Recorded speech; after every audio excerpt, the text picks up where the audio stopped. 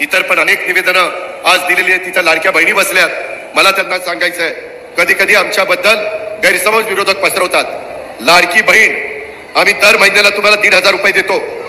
त्याच्यामध्ये मी राज्याचा अर्थमंत्री म्हणून सांगतो, तुमचे जे लाभार्थी माझ्या लाडक्या बहिणी त्या योजनेमध्ये बसतात त्यांना ही योजना कदापि आम्ही बंद करणार नाही. ती आमच्या लाडक्या बहिणींच्या करताय. तुम्हाला त्याच्यातनं मदत होते. उलट आम्ही त्याच्यात नवीन प्रस्ताव आणलेला आहे. काही बँका पुढे आणलेल्या आहेत. नांदेड जिल्हा बँकेशी पण मी बोलीन. काही जिल्हा मध्यवर्ती सहकारी बँका चांगल्या आहेत. तिथं आमचे दर महिन्याला 1,500 रुपये त्या भगिनीला जातात. त्याच्याऐवजी त्या भगिनीला त्यांनी 30 ते 40 हजार रुपये द्यायचे आणि हप्ता त्याच्यातनं त्यांचा जाईल. 40-50 हजार रुपयाचं भांडवल जर तिला झालं तर त्याच्यातनं ती माझी बहीण काही ना काही स्वतःचा व्यवसाय करू शकेल आणि त्याच्यातनं स्वतःचं कुटुंब ती उभं करू शकेल.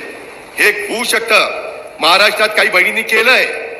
मला माझ्या नांदेडच्या, मला माझ्या चव्हाणवाडीच्या परिसरातल्या बहिणींना सांगायचंय, तुम्ही पण त्या गोष्टीचा विचार करा.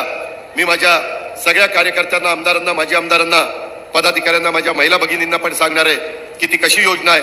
शेवटी किती सांगून प्रश्न सुटत नाही. त्याकरता काही कार्यक्रम द्यावा लागतो आणि तशा पद्धतीचा कार्यक्रम आम्ही लोकांनी दिलेला आहे. त्याचं स्वागत करून आपण त्याचा फायदा घेतला पाहिजे.